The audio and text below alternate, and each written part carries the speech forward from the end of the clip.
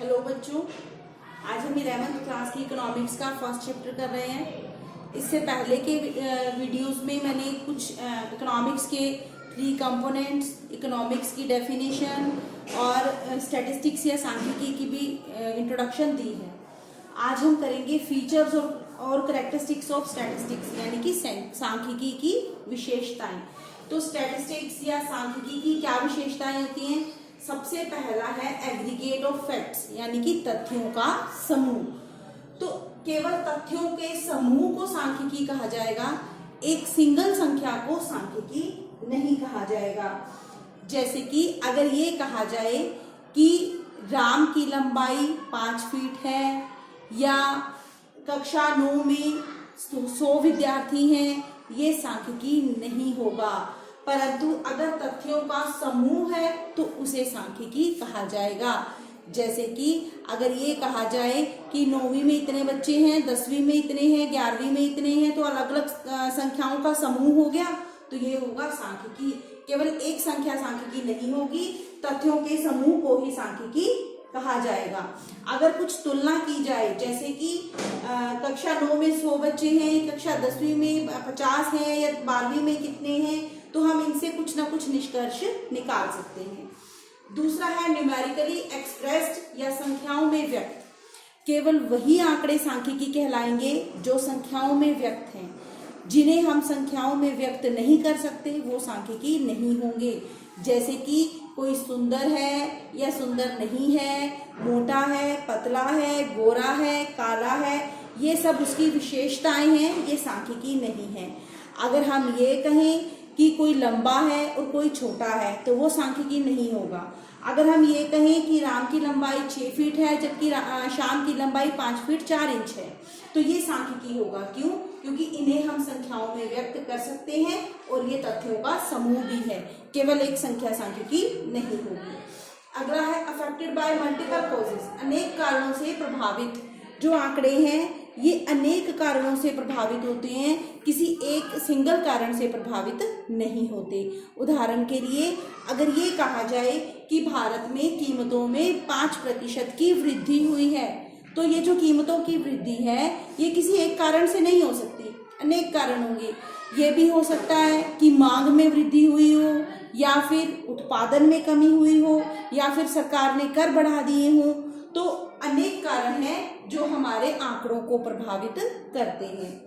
अगला है reasonable accuracy, उचित मात्रा में शुद्धता। आंकड़ों में उचित मात्रा में शुद्धता का होना जरूरी है। थोड़ी बहुत कमी रह सकती है, लेकिन ऐसी नहीं कि जिससे आंकड़ों की शुद्धता पर संदेह होने लगे। जैसे कि मान लो हम किलोग्राम में व्यक्त कर रहे हैं, अगर हम 5 किलो अगर किसी चीज़ को व्यक्त कर रहे हैं और 5 की जगह 5 किलो में ही हम 1 किलो या 2 किलो की गलती कर जाते हैं, तो ये उचित मात्रा में शुद्धता नहीं होगी। लेकिन अगर हम 500 किलो में आधे किलो 1 किलो की गलती करते हैं, तो इसको उचित मात्रा में शुद्धता माना जाएगा। तो आंकड़ों में जितना संभव हो सके उचित मात्रा में शुद्धता होनी चाहिए, गलत आंकड़े नहीं होने चाहिए। अगला है placed in relation to each other, एक दूसरे से संबंधित।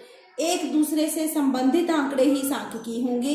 जो आंकड़े एक दूसरे से संबंधित नहीं है उन आंकड़ों के समूह को भी सांख्यिकी नहीं कहा जाएगा। जैसे कि मान लो हम 3 व्यक्तियों के आंकड़े लेते हैं। राम की आयु 10 वर्ष है, श्याम की लंबाई 5 फीट है, और जो सोहन है उसका जेब खर्च 30 रुपए है। तो क्या आप इन तीनों से कुछ निष्कर्ष निकाल सकते हो? एक व्यक्ति की ऊंचाई है, एक व्यक्ति के अंक हैं, या एक व्यक्ति के जेब खर्च है, तो इससे हम कोई भी निष्कर्ष नहीं निकाल सकते। तो ये जो आंकड़े हैं एक दूसरे से संबंधित होने चाहिए। अगर जेब खर्च के आंकड़े हैं तो सभी विद्यार्थियों के सेम होने चाहिए, जिससे कि उनकी आपस में तुलना हो सके। अगला है प्री डिटरमाइंड पर्पस, पूर्व निर्धारित उद्देश्य। ये जो आंकड़े हैं किसी पहले के जो पूर्व निर्धारित उद्देश्य या प्री डिटरमाइंड पर्पस के लिए ही इकट्ठे किए जाते हैं। जो आंकड़े होते हैं उनका एक पहले उद्देश्य निर्धारित किया जाता है, उसी के आधार पर आंकड़े इकट्ठे किए जाते हैं। अगर उद्देश्य नहीं होगा तो हम कैसे आंकड़े इकट्ठे करेंगे। जैसे कि अगर आपको ये कहा जाए कि 11वीं क्लास के आंकड़े इकट्ठे करो, तो आप किस चीज़ के आंकड़े इकट्ठे करोगे।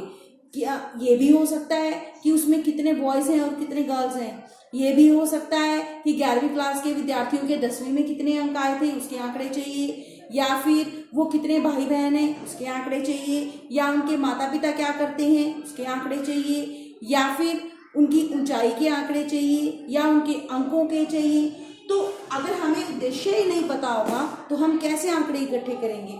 तो सांख्यिकी को एकत्रित करने के लिए, आंकड़ों को एकत्रित करने के लिए उनका एक पूर्व निर्धारित उद्देश्य होना चाहिए।